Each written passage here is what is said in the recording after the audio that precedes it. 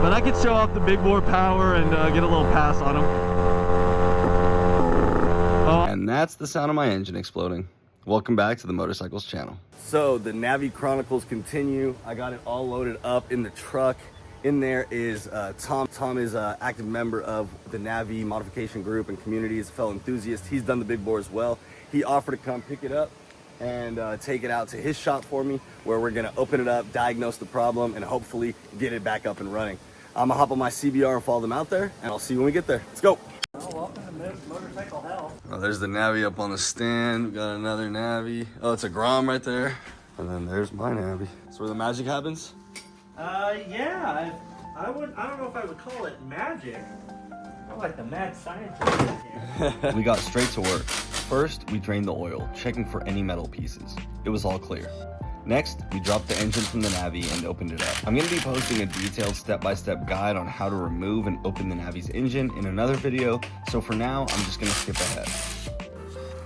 Once the engine was open, we started taking it apart and looking for any signs of damage. This is where things started to get messy. And there's our first bad day. So similar to mine, it looks like there's been some impact to a valve. We'll have to clean these up really to tell. It definitely got very hot. We have a lot of debris inside here, and the same thing you can see all along the bottom here, and it's just flaking off of here. It definitely got hot. It definitely took an impact. We have one impact here.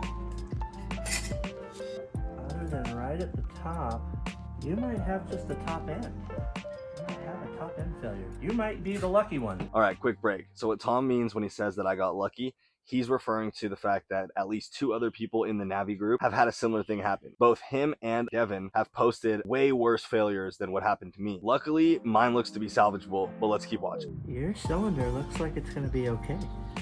Your piston and cylinder look to be the best of the blown up ones so far. So that leaves us to cam. Yeah, I was thinking originally that it might have been, if you remember Devin's problem. Yeah, it snapped the cam in half.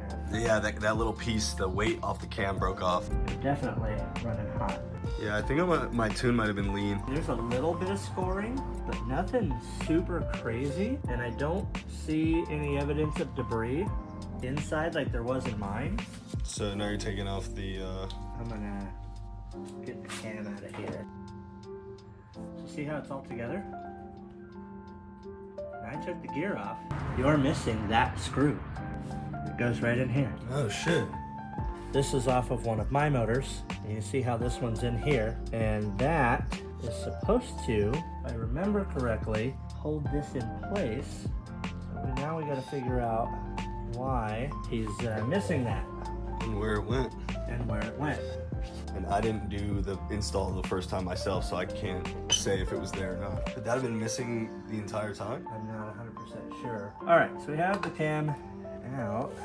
Oh, look. Oh yeah, there's some marking there. This is brand new, out of the box. It's got our little spacer here. And you'll see his is missing, which may explain the entire issue with Mo's bike.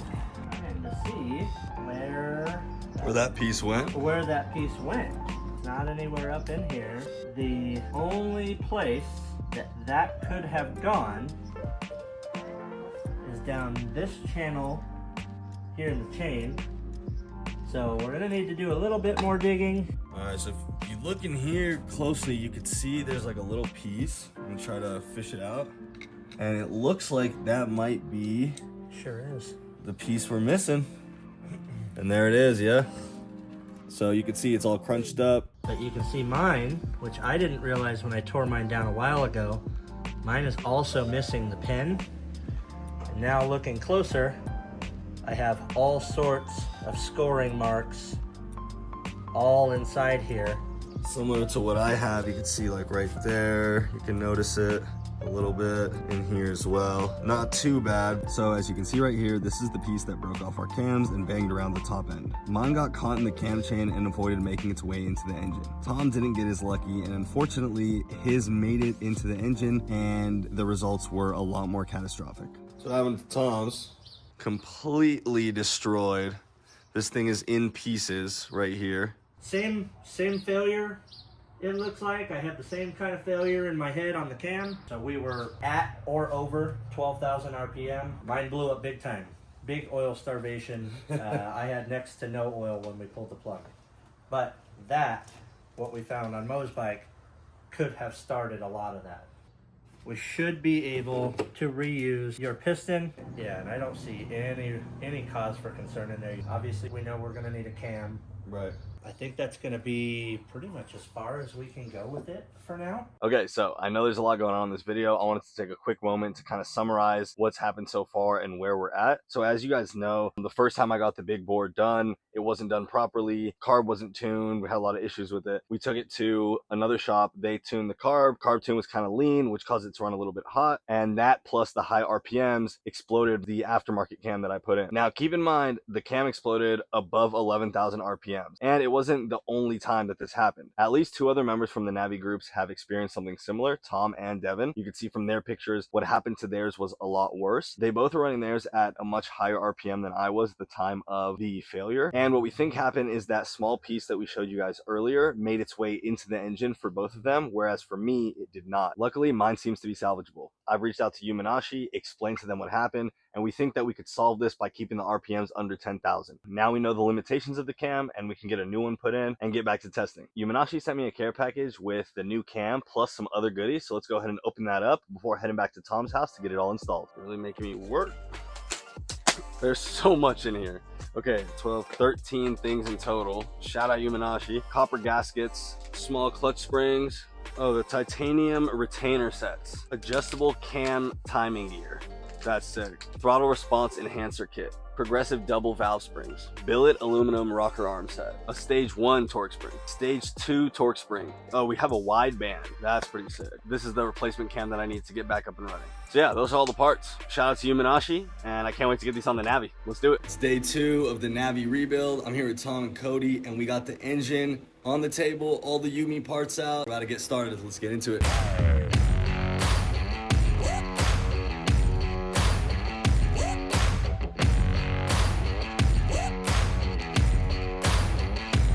There we go.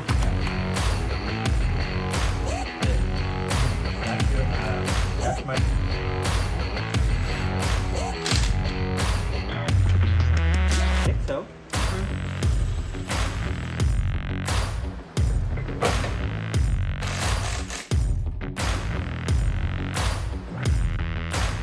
This side.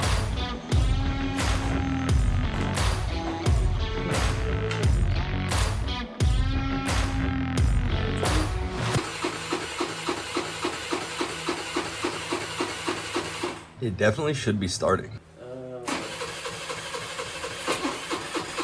Does your gas gauge work? Yeah. Why the gauge is showing empty? So we put some gas in it. Easy enough fix. Let's see how that works. You smart. I know what's wrong with it. Ain't got no gas in it.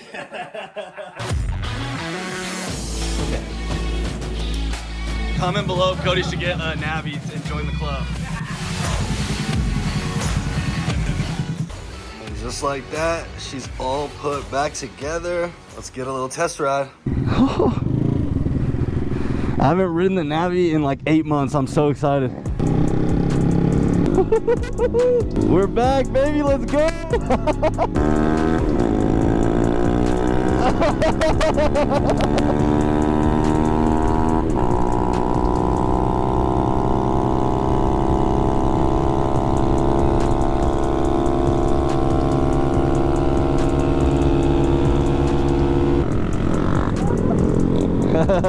Good responsiveness. Definitely got to mess with the CVT a bit. The Navi made easy work with the stock rod, but Tom messed up his launch, so let's race him again.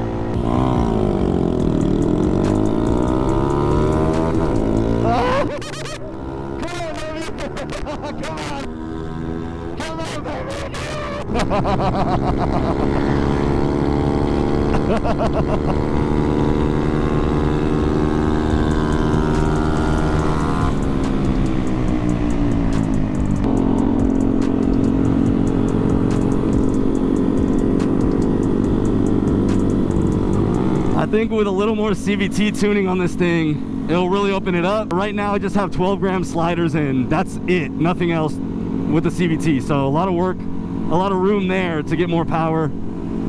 And then the carb is just how the carb came from Amazon. We haven't jetted it, we haven't tuned it or anything. I'm hopefully gonna be adding a wideband to this bike so it tells me my air fuel mixture and I can fine tune the carb. On the next installment of this series, I'm gonna be doing all the after testing on the Navi to get you guys the data back to results of what this big bore can do. Follow along with the journey. Make sure to like the video if you still haven't. Thank you so much for checking it out. Subscribe to the channel if you're not, and I'll see you next time. Ride safe. Massive thank you to Tom and Cody for all the help on the Navi. Couldn't have done this without you.